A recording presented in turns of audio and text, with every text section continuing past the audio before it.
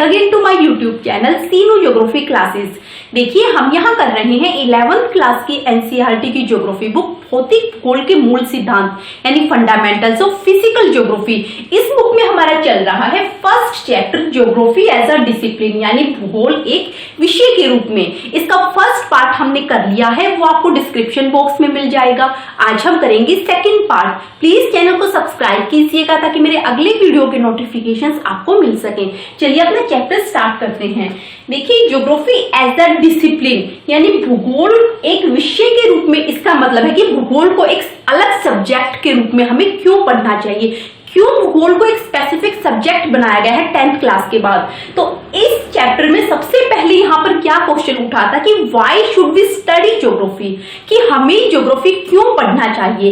उस क्वेश्चन का आंसर हमने पूरी डिटेल में पहले वाली वीडियो में देख लिया था कि हमें ज्योग्राफी क्यों पढ़ना चाहिए, क्योंकि ज्योग्राफी पढ़ने से हमें डाइवर्सिटी की समझ आती है कि किस तरह से चीजें टाइम पीरियड के साथ साथ चेंज हो रही हैं और टाइम पीरियड के साथ साथ किस तरह से वेरिएशन आ रही हैं और उन वेरिएशन के रीजंस क्या क्या हैं। तो ये सब हमने पहले वाली वीडियो में देख लिया था। तो उसके बाद यहाँ पर नेक्स्ट क्वेश्चन उठता है कि व्हाट इज ज्योग्राफी, ज्योग्राफी है क्या। तो ज्योग्राफी क्या है, तो इस क्वेश्चन का आंसर हम नीचे देखेंगे। देखिए पृथ्वी हमारा आवास है, मतलब अर्थ इज आवर होम। जो हमारी पृथ्वी है, जो हमारी अर्थ है, वो हमारे घर की तरह है। और पृथ्वी केवल ह्यूमन बींग्स के लिए ही नहीं है, बल्कि इस पृथ्वी पर रहने वाले दूसरे छोटे बड़े प्राणियों का भी आवास है। मतलब ह्यूमन बींग्स के अलावा यहाँ पर और भी बहुत सारी स्पीसीज रहती हैं, बहुत सारे छोटे बड़े प्राणी यहाँ पर निवास करते हैं। तो सबके लिए पृथ्वी क्या है, एक घर की तरह है, एक होम की तरह है। पृथ्वी की सतह एक रूप नहीं होती। देखिए पृथ्वी का जो अर्थ सरफेस है, मतलब अर्थ सरफेस कहीं भी एक जैसा नहीं पाया जाता, उसमें वेरिएशन पाए जाते हैं।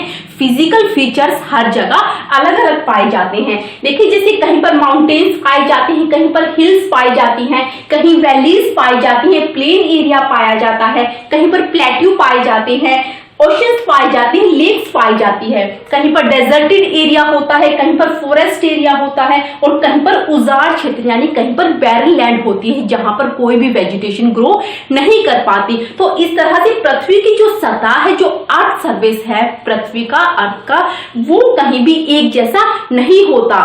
देखिए यहाँ सामाजिक और सांस्कृतिक तत्वों में भी विभिन्नता पाई जाती है। देखिए सामाजिक और सांस्कृतिक यानी सोशल और कल्चरल फीचर्स, यानी हमने फिजिकल ज्योग्राफी में साथ साथ ह्यूमन को भी इंक्लूड किया है। देखिए व्हाट इज ज्योग्राफी, ज्योग्राफी क्या है। ज्योग्राफी केवल फिजिकल फीचर्स से ही कंप्लीट नहीं होती। ज्योग्राफी में हमें फिजिकल फीचर्स के साथ साथ ह्यूमन सोसाइटी को भी साथ लेकर चलना पड़ता है, क्योंकि अकेले ह्यूमन सोसाइटी से भी ज्योग्राफी नहीं बनती और अकेले फिजिकल फीचर्स से भी ज्योग्राफी नहीं बनती। फिजिकल फीचर्स और ह्यूमन इन दोनों का आपस में इंटर रिलेशन है, दोनों एक दूसरे से अंतर संबंधित हैं। इसीलिए हमें देखिए इस बुक का नाम क्या है कि फंडामेंटल्स ऑफ फिजिकल ज्योग्राफी यानी भौतिक भूगोल के मूल सिद्धांत। लेकिन इस चैप्टर से हमें ये पता चलता है कि फिजिकल ज्योग्राफी में ह्यूमन ज्योग्राफी को भी हमें इंक्लूड करना पड़ता है, क्योंकि ह्यूमन और फिजिकल फीचर्स आपस में इंटर रिलेटेड होते हैं। तो यहाँ पर फिजिकल फीचर्स के साथ साथ उन्होंने ह्यूमन को भी साथ लेकर चला है।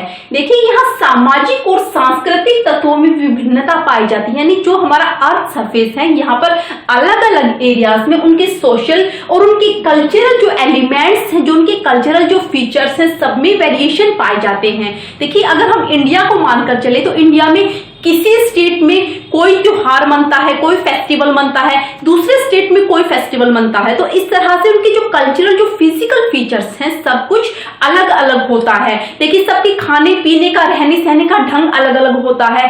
किसी जैसे हम पोलर एरियाज में देखें, यानी अगर हम हिमालय वाले क्षेत्रों में देखें तो वहां पर क्या है, सर्दी पड़ती है तो वहां पर हमेशा ऊनी वस्त्र पहने जाते हैं, मतलब ज्यादातर वहां पर सर्दी पड़ती है और वहां पर विंटर सीजन के कपड़े होते हैं। और अगर हम अपने इसमें उत्तरी भारत के मैदान में देखें तो यहाँ पर सर्दी भी पड़ती है, गर्मी भी पड़ती है, मतलब हर एक एरिया में अलग अलग टाइप के क्या है खाना पीना होता है, उनका रहना सहना होता है। ग्रामीण लोगों का अलग तरह से रहना सहना होता है, अर्बन एरियाज में अलग तरह से रहना सहना होता है। तो इस तरह से पूरे अर्थ सरफेस पर उनके कल्चरल और उनके सोशल जो फीचर्स होते हैं, जो एलिमेंट्स होते हैं, उनमें वेरिएशन पाए जाते हैं, डाइवर्सिटी पाई जाती है।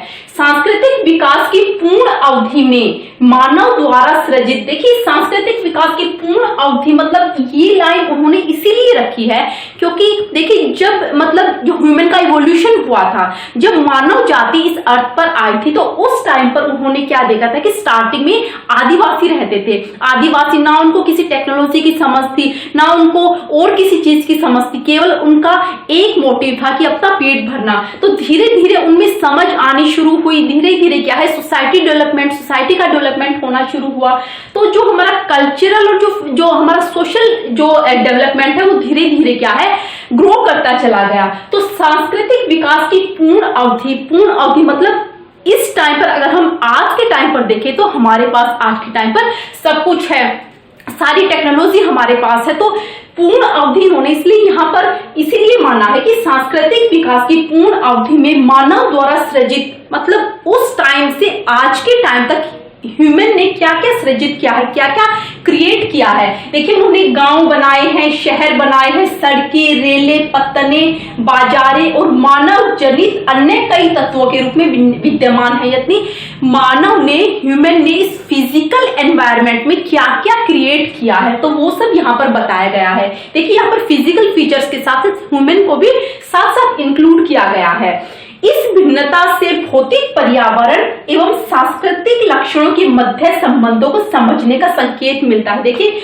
भौतिक पर्यावरण हमारा फिजिकल एनवायरनमेंट हो गया और सांस्कृतिक लक्षण किसके हैं, ह्यूमन के हैं। तो इन दोनों के संबंधों को समझने का हमें संकेत मिलता है। देखिए ये सारी जो ह्यूमन ने चीजें बनाई है, ये कहां पर बनाई है, ये अर्थ सरफेस पर बनाई है। तो इस तरह से अर्थ सरफेस क्या हो गया, हमारा फिजिकल फीचर हो गया, और ये जो चीज बनाई है ये बनाई है ह्यूमन ने। तो इस तरह से इसमें यही बताया गया है कि इस भिन्नता से भौतिक पर्यावरण और सांस्कृतिक लक्षणों के मध्य हमें उनका इंटर रिलेशन समझ आता है कि किस तरह से दोनों चीजें आपस में जुड़ी हुई हैं।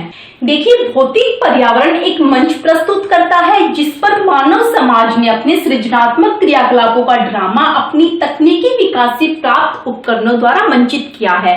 देखिए स्लाइड में क्या बताया गया है कि जो हमारा फिजिकल एनवायरनमेंट है, जो हमारा भौतिक एनवायरनमेंट है, मतलब जो हमारी अर्थ सरफेस है, हमारी अर्थ है, वो एक मंच प्रस्तुत करती है। मतलब हमारी जो अर्थ है वो केवल एज अ स्टेज हमारे सामने प्रस्तुत होती है। उस स्टेज पर काम कौन करता है, उस स्टेज पर काम करते हैं ह्यूमन बींग्स। देखिए जिस पर मानव समाज ने अपने सृजनात्मक क्रियाकलापों यानी जो अपनी जो क्रिएटिव स्किल्स के द्वारा, देखिए एंशिएंट पीरियड में आदि मानव से लेकर आज के पीरियड में जो ह्यूमन बींग्स हैं उसमें कितनी अंडरस्टैंडिंग आई है, कितनी समझ आई है, कितना उन्होंने टेक्नोलॉजी का विकास किया है, इस अर्थ पर क्या क्या बनाया है। तो इसमें यही बताया गया है कि फिजिकल एनवायरनमेंट हमारी अर्थ केवल एक स्टेज की तरह है जिस पर ह्यूमन बींग्स काम करते हैं। मतलब इस लाइन के द्वारा हमें ये समझाया जाता है कि ज्योग्राफी में केवल फिजिकल फीचर्स ही नहीं होते बल्कि उनके साथ साथ ह्यूमन सोसाइटी भी इंक्लूड होती है, दोनों एक साथ मिलकर कार्य करते हैं। देखिए जिस पर मानव समाज ने अपने सृजनात्मक क्रियाकलापों का ड्रामा अपनी तकनीकी विकास से प्राप्त उपकरणों द्वारा मंचित किया है। मतलब अपनी टेक्नोलॉजी का डेवलपमेंट किया है, अपना मतलब टेक्नोलॉजी के डेवलपमेंट के साथ साथ इंसान ने अर्थ पर क्या क्या बनाया है, किस तरह से पूरी अर्थ को डेकोरेट किया है। तो देखिए भौतिक पर्यावरण हमारे सामने एक मंच प्रस्तुत करता है। देखिए इसमें ये बताया गया है कि जैसे आप मान लीजिए कोई एक स्टेज है, किसी स्कूल में कोई स्टेज लगाया गया है, अगर उस स्टेज पर कोई इंसान, कोई बच्चा ना चढ़कर अपने वहां पर कोई एक्टिविटीज ना करे, तो वो स्टेज क्या है, खाली स्टेज आपको कैसा दिखेगा। मतलब खाली स्टेज क्या है, किसी काम का नहीं होता। तो इसमें यही बताया गया है कि वो स्टेज तभी अच्छा लगेगा जब उस पर कोई बच्चा अपनी क्रियाकलाप, अपनी एक्टिविटीज दिखाएगा। तो उसी तरह से इसको ये माना गया कि हमारा अर्थ जो है हमारे लिए एक स्टेज की तरह है और उस स्टेज पर ह्यूमन बींग्स क्या है अपने क्रियाकलाप, अपनी एक्टिविटीज दिखाएंगे। तो देखिए व्हाट इज ज्योग्राफी, हमारा क्वेश्चन ये चल रहा था कि ज्योग्राफी क्या है। तो इस क्वेश्चन का आंसर हमने पूरी डिटेल में देखा है। देखिए geography is description of earth. Geography क्या है? ज्योग्राफी भूगोल क्या है? पृथ्वी का वर्णन है। देखिए हमने अब तक क्या किया है, अब तक हमने पृथ्वी का वर्णन ही किया है कि इस अर्थ पर क्या क्या पाया जाता है, कैसा अर्थ सरफेस होता है, किस तरह से अर्थ सरफेस में वेरिएशन होते हैं। कहीं पर हिल्स होती है, कहीं पर माउंटेन्स होते हैं, कहीं पर प्लेन एरिया होता है, कहीं पर वैलीज, कहीं पर डेजर्टेड एरिया होता है, कहीं पर बैरल लैंड होती है, फॉरेस्टेड एरिया होता है। तो इस तरह से मतलब पूरा ये क्या है, पूरा ये भूगोल का वर्णन है। तो हमें अपने क्वेश्चन का आंसर यहाँ पर मिलता है कि व्हाट इज ज्योग्राफी। ज्योग्राफी क्या है? Geography is description of earth, यानी भूगोल क्या है? पृथ्वी का वर्णन है, जिसमें फिजिकल फीचर्स के साथ साथ हम किसको इंक्लूड करते हैं? हम ह्यूमन बींग्स को इंक्लूड करते हैं, ह्यूमन सोसाइटी को इंक्लूड करते हैं। देखिए सबसे पहले भूगोल वर्ड का यूज किसने किया था? सबसे पहले यूज किया था इरेटास्थनीज ने, जो एक ग्रीक ज्योग्राफर थे। देखिए जो ज्योग्राफी वर्ड है वो ग्रीक भाषा का, ग्रीक लैंग्वेज का वर्ड है। तो ज्योग्राफी को अगर हम उसको टुकड़ों में डिवाइड करके देखें तो ज्योग्राफी का मीनिंग क्या है? देखिए ज्योग्राफी मतलब जियो, जियो का अर्थ है, जियो का क्या अर्थ है? पृथ्वी यानी अर्थ। और ज्योग्राफोस यानी ज्योग्राफोस का अर्थ है वर्णन करना। देखिए जियो का मीन्स पृथ्वी यानी अर्थ, ग्राफोस का मतलब है वर्णन यानी डिस्क्रिप्शन करना। अगर हम इन दोनों को मिला दें तो जियोग्राफी, ज्योग्राफी का टोटल मीनिंग क्या होगा? पृथ्वी का वर्णन यानी डिस्क्रिप्शन ऑफ अर्थ। देखिए जो ज्योग्राफी है, ज्योग्राफी को हमेशा क्या माना गया है? ज्योग्राफी को हमेशा एक मानव के आवास के रूप में माना गया है। तो इसीलिए ज्योग्राफी को हमेशा जो ज्योग्राफर थे वो क्या बोलते हैं कि ज्योग्राफी क्या है? मानव के निवास के रूप में पृथ्वी का वर्णन ही ज्योग्राफी है। तो इस तरह से ज्योग्राफी का सबसे पहले यूज किया था इरेटास्थनीज ने, जो एक ग्रीक विद्वान थे। और ज्योग्राफी वर्ड भी किसका है? ग्रीक भाषा का वर्ड है, जिसका मतलब जियो का मींस पृथ्वी और ग्राफोस का मतलब वर्णन का यानी डिस्क्रिप्शन करना। टोटल मीनिंग हो जाता है पृथ्वी का वर्णन करना। देखिए पृथ्वी भी बहुआयामी है। बहुआयामी का मतलब है कि मल्टी डायमेंशनल है, मतलब पृथ्वी को हम, अर्थ को हम अलग अलग तरीके से देखते हैं। देखिए इसीलिए अनेक प्राकृतिक विज्ञान, देखिए प्राकृतिक विज्ञान मतलब जो नेचुरल साइंस है, देखिए जैसे भौमिकी है यानी जियोलॉजी है। जियोलॉजी का मतलब कि किस तरह से अर्थ पर क्या क्या फीचर्स बने हुए हैं, कैसी अर्थ है। मृदा विज्ञान है मतलब पेडोलॉजी है। समुद्र विज्ञान ओशनोग्राफी है। वनस्पति शास्त्र बोटनी है। मौसम विज्ञान मीटेरोलॉजी है, जिसमें क्लाइमेट को हम इंक्लूड करते हैं। उस तरह से सामाजिक विज्ञान के अनेक सहयोगी विषय, मतलब जो सोशल साइंसेस में क्या क्या आता है। देखिए अर्थशास्त्र, इकोनॉमिक्स है, हिस्ट्री है, सोशियोलॉजी है, पोल साइंस है। मतलब ये सारी जो नेचुरल साइंस है ये सारी आपस में इंटरकनेक्टेड होती है। हरेक के जरिए क्या है, हम अर्थ को देखते हैं। देखिए ये सब धरातल की वास्तविकता के विभिन्न पक्षों का अध्ययन करते हैं, मतलब अलग अलग तरह से। देखिए जियोलॉजी में और कुछ होता है, मृदा विज्ञान में हम मृदा के बारे में, सोइल फॉर्मेशन के बारे में देखते हैं। समुद्र विज्ञान में, ओशनोग्राफी में हम ओशन के बारे में पढ़ते हैं। वनस्पति शास्त्र में हम पेड़ पौधों के बारे में पढ़ते हैं। मीटेरोलॉजी में हम क्लाइमेटोलॉजी को लेते हैं। तो इस तरह से अलग अलग तरीके से हम क्या समझते हैं, हम अर्थ को समझते हैं, हम ज्योग्राफी को समझते हैं। देखिए भूगोल अन्य विज्ञानों से विषय वस्तु और विधि तंत्र में भिन्न है।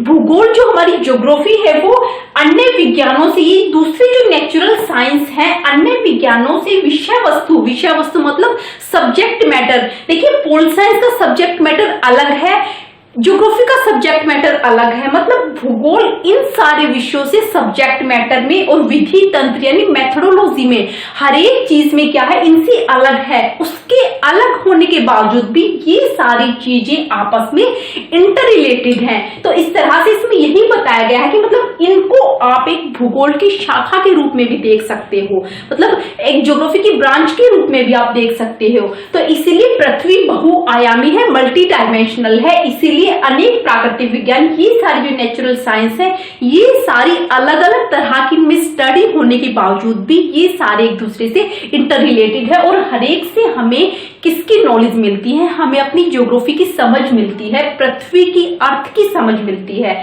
बेशक भूगोल का जो सब्जेक्ट मैटर है उसकी मेथोडोलॉजी है वो एक दूसरे से अलग है, फिर भी अर्थशास्त्र है, इतिहास है, समाज शास्त्र है, राजनीतिक विज्ञान है, किसी ना किसी रूप में ये सारे एक दूसरे से इंटरकनेक्टेड है। और इन सब से हमें क्या है, हम एक ज्योग्राफी को समझते हैं, डाइवर्सिटी को समझते हैं। तो इस तरह से जो हमारा यहाँ पर क्वेश्चन था कि व्हाट इज ज्योग्राफी, ज्योग्राफी क्या है, तो टोटल अगर हम देखें तो हमें यही पता चलता है कि geography is the description of earth, geography पूरी अर्थ का क्या है, वर्णन है। तो इस तरह से यहाँ हम जो हमने किया है वो सारा किया है हमने कि ज्योग्राफी क्या है। तो आज के लिए बस इतना ही, इससे आगे जो हमारा चैप्टर बचा हुआ है वो हम करेंगे नेक्स्ट वीडियो में। आई होप इतना चैप्टर आपको क्लियर हुआ होगा। मिलते हैं नेक्स्ट वीडियो में। Thanks for watching and good bye.